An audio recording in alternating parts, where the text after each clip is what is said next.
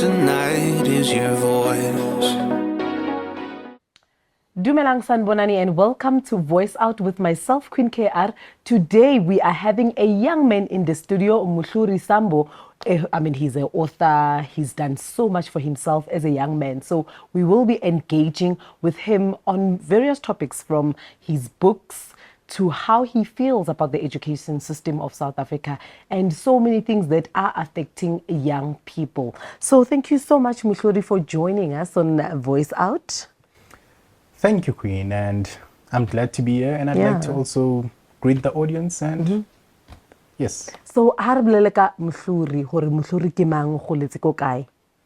Mhluri is the son of Mkhatshane Elias Sambo, who is the son of Kokwan Nthandeka Sambo. Okay. So I am a village boy who was born in the village of Gijamandeni in Limpopo. Okay. And I also, I grew up there and also in Limpopo, right? Sorry, my apologies, in the township of Soweto. And yeah, I'm just a privileged young man who's risen from the village dust to... So when it comes to you growing up, what inspired you to write books? We know from time to time, reading is a problem, especially young people of today. They hardly find time to read. So what inspired you to write your books?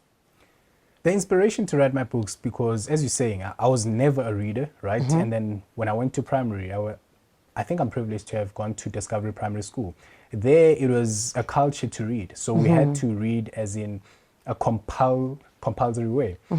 I then developed a love for literature. And then in high school, I wanted to know how best can I really impact the world, right? Yeah.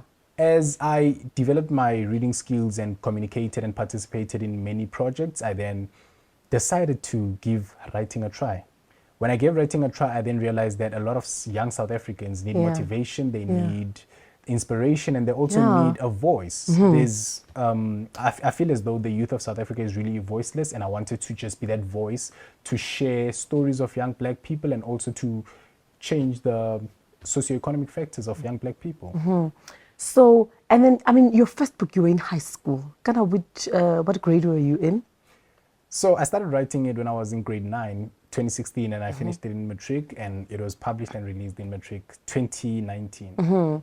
So you wrote a book. So young people at that time, how did they take the book? Did they even read the book? How many people read the book? How many reviews did you get from the school? So it was released, I'd say, slightly late, right, within the year during matric. The only people that bought the book, if I do remember well, I think it was just a friend of mine, one person, right? Out of the whole school? Out of the whole school. Even teachers? There was only one teacher, again, my English teacher. So she knew that, I was an excellent student when it came to writing essays and literature. She's the other client who actually bought 2 books, one for the library and one for herself. So I only sold 3 copies at my school. So your school has your book inside the school library? Yes. Beautiful. So why did you title your book Infinite Life? So, and what is the book about? Oh, the third one? No, the first one. Oh, the first one is Infinite Teen and the third one is Infinite Life. Yes, so let's talk about the Infinite Teen. Infinite Teen, I titled it Infinite Teen, and then the subtitle is Love Beyond the Boundaries. So at the time, I was still a teenager. So the concept is to say, irrespective of being a young person or rather a teenager, how else can you live an infinite life? Right. So I explore the concept of saying young black people are born with a lot of limitations and barriers, right? Yeah. So irrespective of those limitations and barriers, how as a young person can you rise above the circumstances, right, and determine your own path and be your own person? So it is separated into health factors, 6 health factors: mental health, emotional, spiritual, physical, financial, and also social health. The goal of the book is to say, how can you incorporate all these health factors and live an infinite life, rather, as a teenager. Right. And then the next book, your second book? The second book is Rethinking Black Consciousness. So it's basically out of the Infinite series. Yeah. And that one is to argue that young black people are not free. Young black people are not free, right, in a sense that I think oftentimes we often believe that Africa, or rather South Africa, is free from imperialism or colonization or whatever. But right now we live in an era where we are suffering from neo-colonialization, right? And a neoliberal government. So the issues of these things is that now we suffer a more subtle oppression, mental oppression. There are instruments that are maintaining this mental oppression. Media, education, religion, politics, and alcohol. All these factors, I argue that they are basically The maintaining main oppression around black people.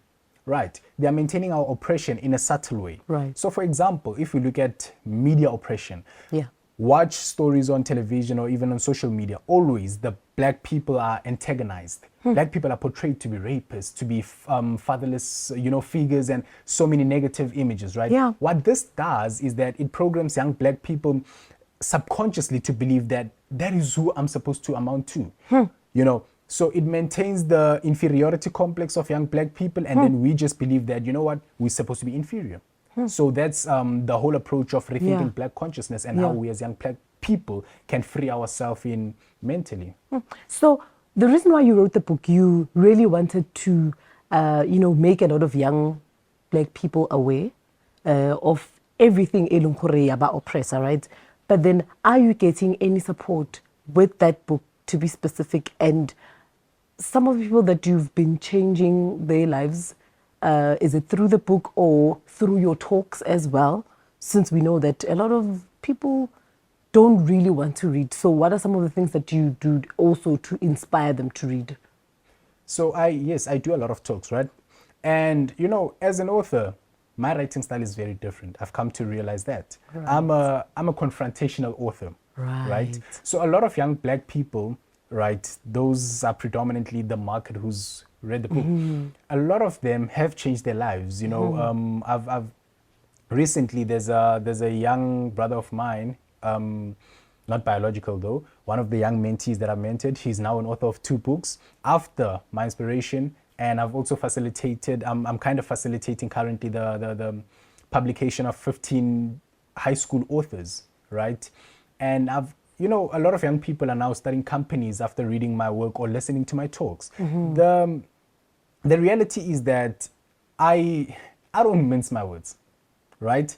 Right. So you need like a liver to digest what I write. Right. Because I write it as it is. And I just believe that a lot of African authors are not really saying the truth as it is. Yeah. And we are not liberating young black people or our African brothers to say. So it is, in this sense, I use it as a tool. There are, believe it or not, there are many young black people who want to be independent, Right. but they don't have the support of parents. So whenever I preach, whatever I preach, they then start gravitating towards me and wanting to learn more about how they can go about the journey. Some of them read the book, some of them listen to my talk, some of them, they just ask for direct mentorship and we communicate. They tell me their dreams or whatever they want to do.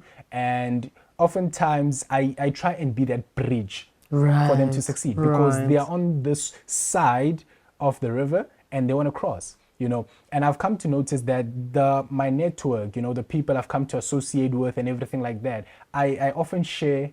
I help them network and I become a bridge with information, network, and whatever it is, and the opportunities that they need in order to succeed.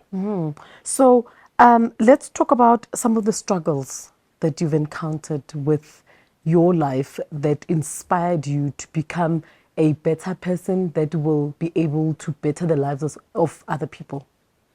So growing up in the village and also in Soweto, it's a challenge. Yeah. It's very challenging because there are not many resources, and the sad reality is that we often see a lot of negativity or negatives being glamorized. Alcohol is glorified, substance abuse is glorified, premature sexual activities are glorified, and all these things. So seeing all these activities, they kind of played a role in shaping who I was, rather, because I then went to Discovery Primary School, and there was a different culture being embodied. So I came in with a mindset from the township and from the village and tried to live, with suburb students, and it was a totally different ball game. And in most cases, you see the you see the racial disparity at play within these institutions and everything like that. Not intentionally so, but it's just the systematic structuring of South Africa.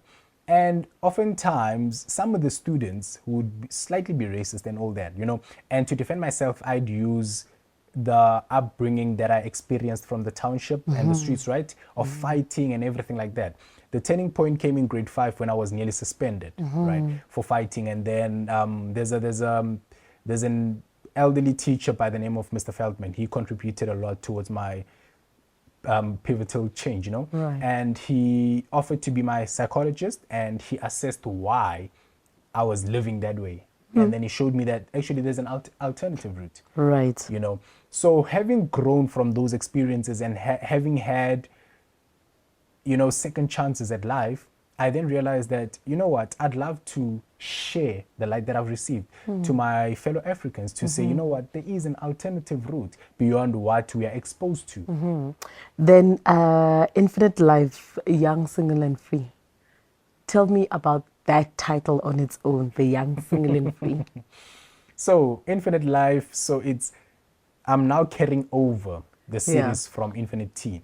you know. Yes, yes. And because a lot of young black people were like, young people, right? Rather, Yeah. were like, we want an Infinite Teen Part 2. And I Right. said, okay, fine. Infinite Life, Young, Single and Free would do the magic. Right. So Infinite Life, Young, Single and Free is about singleness. Right. A topic that's rather ignored within the Right. African communities.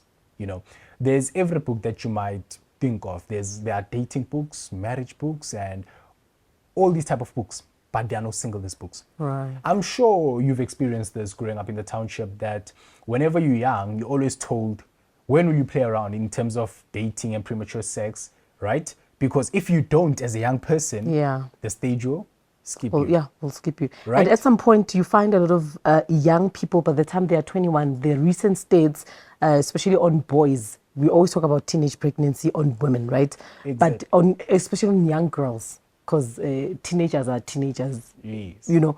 So there's where it was written that a lot of boys, by the time they turn 21, they already have like 4 baby mothers, 3 Exactly. baby mothers. So let's talk about this book, how you know, it'll be beneficial for especially young boys to read this book. So, singleness as a concept, because a lot of people, you know, like youth or even elderly, they're like, why singleness? You know, a lot of people don't want to be single. As I told you, they don't want The to fear be skipped of fear. by that stage, because they are Yes. scared when they are older. The stage will come back to them. You know, all these myths that we are spreading. Singleness is to say, and it's not just about just being single as in not dating, right? Because you cannot date. Sometimes maybe you might not be dating, not because you want to not date, but because you're not really Ready for a relationship. exactly, right? So singleness is basically to say, I'm not dating by choice, right? And oftentimes the ages of like from, I'd say, because like, you know, sex starts, teenage pregnancies and all these things, like from 13 and whatever, Yeah. right? But I just believe that from the ages of 13 up to maybe 20, 25, right? Yeah. These are the ages of construction. Absolutely. These are the ages whereby you should be constructing your life, garnering all the skills that you can use to be valuable in the market. Yeah. As you said, 21-year-olds have 4 baby mamas. Yeah. What skills do they have? Nothing. Do they have a trick? No. Do they have a degree? Nothing. They're not marketable. So how will they sustain all those 4 children? Now we are basically perpetuating the problem of young children growing up with no fathers. How else will you tend to those 4, you know, children without skills in this day and age? Unemployment is high. People with degrees are not getting jobs. Yeah. And if you don't have skills, how else can you enter the market? Plus, it also gets tough when now you are maybe 30 something, now you've grown, you are Right. 30 something, you've added maybe the number of those children and you find the right one. And imagine finding the right one with all this drama and ngwana batho tlamela deal with the whole drama of you know. So how best do you advise young boys, especially when it comes to engaging on early sex? So my argument is that, and I love what you just said about the right one. Oftentimes, people as young as me Yeah. are actually pursuing the one. Who is the one? There is no the one. There is no the one. You understand? Right. Oftentimes you find people who lack self-love, who've never dated themselves, who don't love themselves, who don't have skills, who have nothing to offer. They don't even love themselves. They Yeah. want to pursue the one who can love them, whereas they don't love themselves. They want Powerful. you know what I mean? They Yeah. want someone else to date them, whereas I asked the question. They in the can't date themselves. I said, knowing yourself and the state Yeah. of your life, would you Yeah. ever date yourself? When I ask a lot of young people this question, they often say, hey, no. And then I'm like, why are you pursuing someone else? Why must someone else date someone whom you don't love? Someone whom you don't value?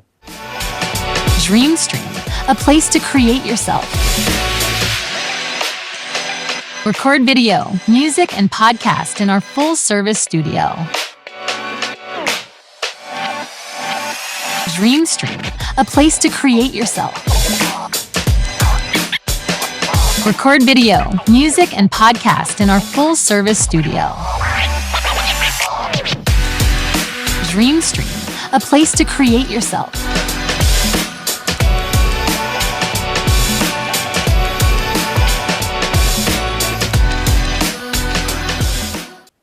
I believe that's a sense of reflection where one, immediately when you ask them that question, one has to sit down and say, let me do that mono conference with myself and start introspecting ukuthi uqueen ubani, would uqueen ever date uqueen, or it's just ukuthi I'm just dating for the fact that Everybody's statement doing you said that everybody's doing it. This thing I can't be single and I won't fit into that. So that's a very powerful statement. So we celebrate Youth Day. Yes. Every year, 16 June. So, as a young person, an author, a motivational speaker, a mentor, and I believe a businessman, we are going to touch base on the new business. I want you to, let's engage on young people. How best can we celebrate Youth Day as a country, especially with the high unemployment, unskilled youth, high teenage pregnancy? Drugs are one of the most key things that are destroying our young people. So how best can we, celebrate Youth Day? I think it's a very interesting question you're asking me. Yeah. And I'd like to say, I remember an engagement I once was a part of, and I think it was last year around June 16. And there's a young person who said there's actually nothing to celebrate. You know, and I just feel as though it's high time we now use Youth Day as a dialogue session to actually be honest. Open the platform for young people to express themselves, because there are actually no platforms. Like, young people are always restricted. They are told, I don't know if it's the issue of ageism or whatever, but young people's voices are suppressed. True. And like, to celebrate Youth Day, it would be, the best way would actually be by doing the youth right, giving them a voice to say, what is it that as a country, right, we are actually doing wrong to the youth? And how else can we change the lives of young people? Right? Yeah. Provide them with the necessary context, provide them with the necessary skills and the right necessary opportunities, job opportunities and everything like that. Right? Because if we just celebrate it normally as we usually do, parties, bashes, and just drinking sprees and whatever, what's the way forward? True. Because unemployment is maintained. Absolutely. What the income disparities and inequalities are maintained. True. Right? Yeah. And the systematic oppression of like young people is maintained. So it's just to create that dialogue to say, young people, talk to us. And then, can anyone be a writer? Anyone can be, Or an author, for that matter? anyone can be an author, in all honesty. However, it's like anyone can actually be anything in this world, right? But if due to maybe sheer hard work and ability, right? But if it's not your gift, it's like, you know, a piece, you know, a puzzle, right? It's like you being a corner puzzle and trying to fit in the middle. Yeah. And you won't just fit. You know, so it's very important to ask yourself if writing is your gift, and if writing is your gift, and you can then use it as a tool, because writing is just a tool of Yeah. like spreading a message, Yes. and then you can then use it as that tool to give out your message in whatever domain you want, because others prefer to be as a presenter like you, right? Yeah. Others drivers, others, you know, like Elon Musk's or soccer players or whatever. So you can be anything, but it doesn't mean you're going to be the outlier or the specialist there. You know, I spoke to you earlier on and you told me about your new business. You are now a farmer. So take us through that. Like, tell me more about your livestock. you know, I'm a village boy, as I said. Yeah. You know, I grew up around livestock. My grandfather, my father, you know, as I've heard stories like, you know, it's a family thing. Yeah. You know? Yeah. So one thing that I've come to learn during the course of writing Rethinking Black Consciousness and learning about financial literacy, which is a subject that actually needs to be prioritized in schools, Yeah. is that when young Africans, the one thing they actually know is to make money. But they know how to work for money, but they don't know how to make money work for them. Yeah. We only know how to hustle. I believe Africans are some of the best hustlers. I'm sure you can see in Soweto, like, you know, we're hustling in all type of ways. Yes. However, right, we only know how to hustle but not invest. That's where the mismatch is. So we hustle and hustle and hustle for things that won't even benefit us. Exactly. So we Yeah. make money and then we spend it. Just look at the environment of Soweto. It has some of the best hustlers.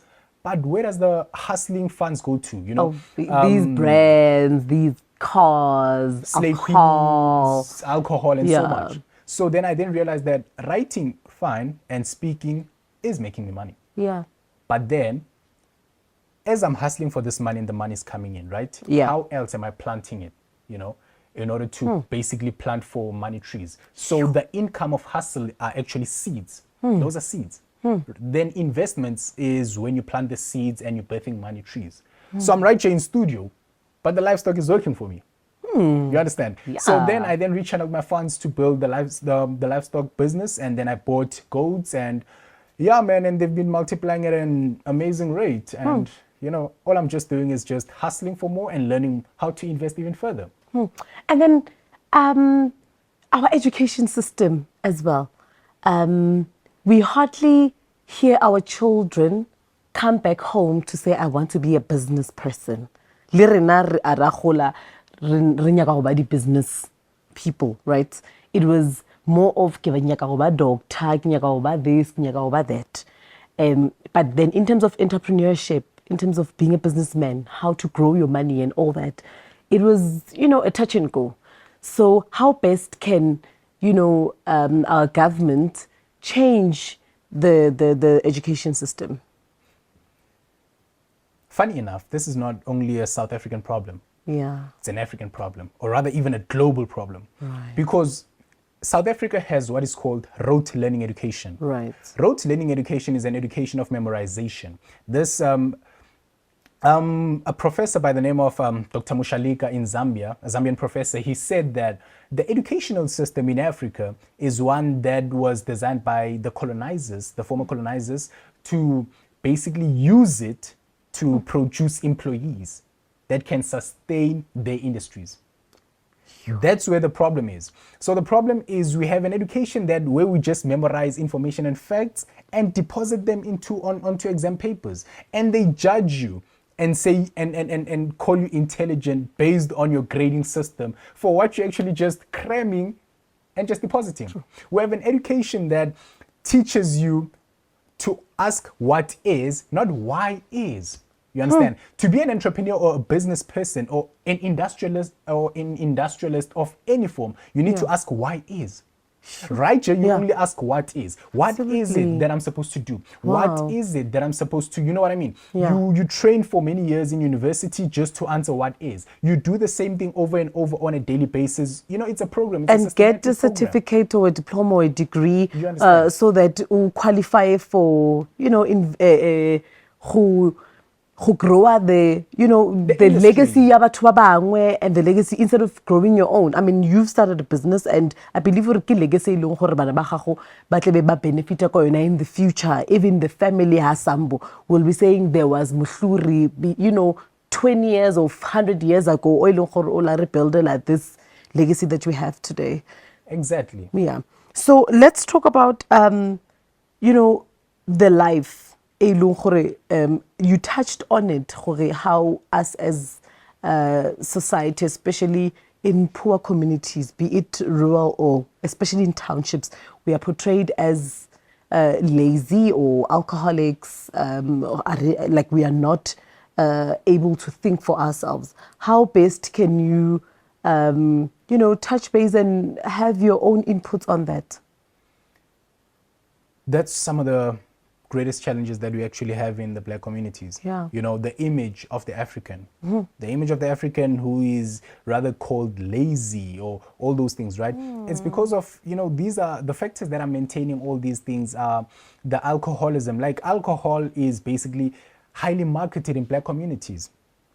How are you building a race whereby you are just, you know, greatly depositing alcohol into the communities, right? How else do you not expect the children to become alcoholics? Come June 16. There's no regulation of alcohol Yeah. in the black communities or in Soweto. Young people as 15-year-olds can just go to Shabins and bottle stores and whatever and drink and do whatever. Yeah. Hence you find that I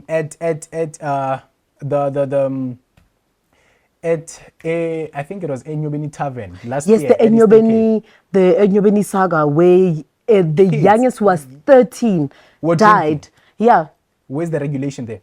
You know, and that's an unfortunate case, but it's something that's happening with all the black communities, right? So the lack of regulation, the lack of governmental intervention into these things is maintaining the black image of, you know, Yeah. they say your environment has a major impact on who you become. Do you perhaps think that also the family structures, how our families are structured, also has impact on how our young people are behaving? Because even the crime stats of our young people in jail keeps rising on a daily basis. Yes, and the family structures, you know, it comes back to what I said, you know, you become your environment. You know, if you're raised by chickens, you're going to become a chicken. You can't become an eagle. Yeah. This is a, you know, the sad part of the problem is Yeah. that we can't even blame our parents because they are also victims of circumstance. You know, if you grow up in a household whereby you're just raised by a matriarch or rather a grandmother and the grandfather's in the mines working and some of them died in the mines, died in the farms Yeah. because of all this, right? Yeah. There's no father figure. And it's just a mother who has to work hard, you know, work by maybe, you know, Right Jane Joburg, sell from like 3 a.m. fruits and veg and all these Yeah. things, right? That parent cannot be emotionally present. The only thing that the parent focuses on is just providing financially. Making money so that you eat. Exactly. Yeah. And now we have a generation of our parents, right, who are raised by emotionally absent parents. So a lot of our parents they don't have what is called emotional intelligence because of being victims of circumstance. They don't know how to emotionally love because oftentimes when you speak to our parents, what they often say is that I want to give you a better life than I had. Right? And what happens is when they raise us in these communities whereby the media, social media and everything, you know, paints a negative image of young black people, Yeah. we grow up seeing that outside and we can't even have conversation with our parents because they're not emotionally present. They don't know how to emotionally express. So we then have to learn from the streets and not at home.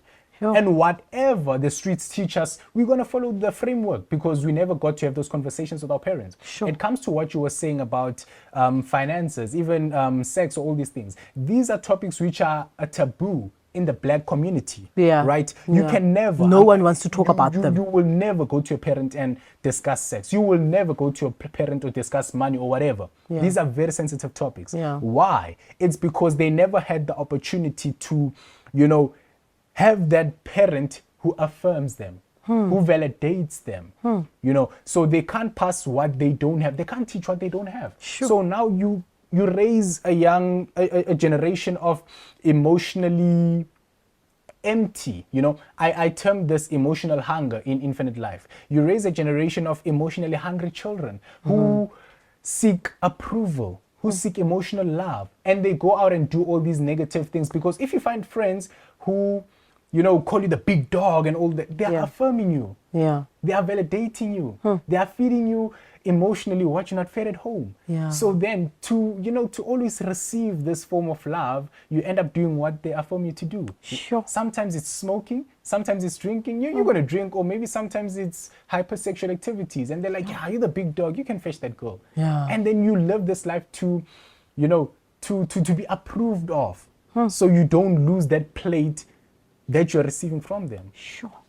I can have the whole day with Muhluri. We can talk the whole day, especially about how to build even our country.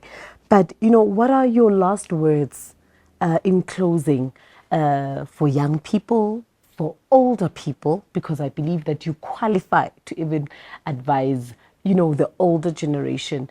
And, especially in everything that we've spoken about, give them hope, hope e leng gore e tsamaya le go work hard on what you actually want for yourself.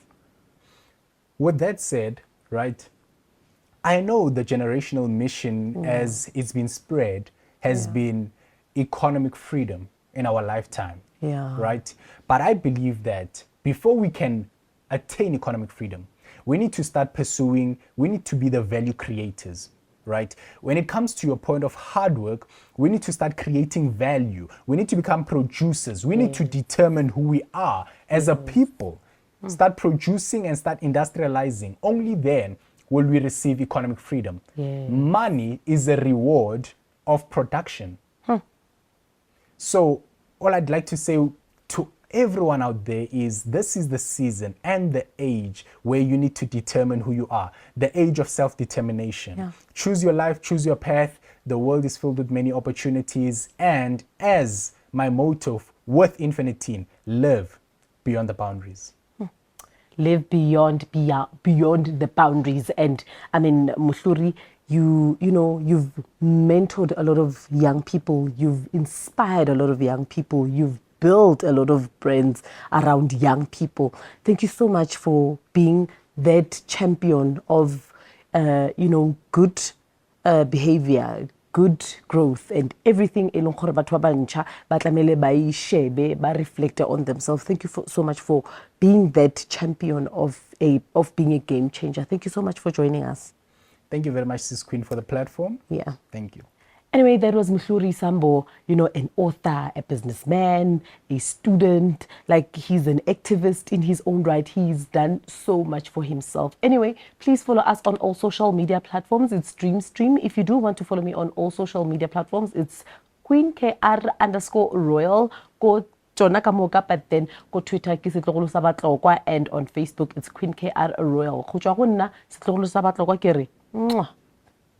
All I need tonight is your voice.